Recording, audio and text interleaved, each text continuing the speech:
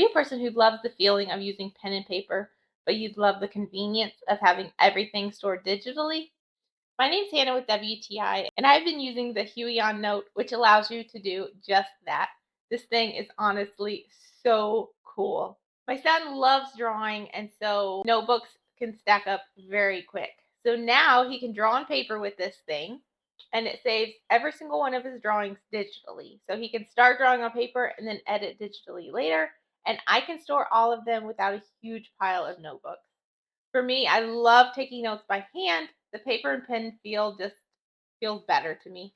But I love having everything instantly saved on my phone because it's very convenient to have with me at all times.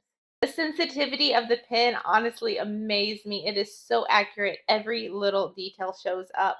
It connects to my phone through Bluetooth, and even if I'm not connected, I can take notes. When I do connect it to my device, it will sync everything and backdate all the stuff I had taken in my Huion Note. This thing is so cool and so easy to use. If you love pen and paper, I highly recommend this, but that's just my point of view.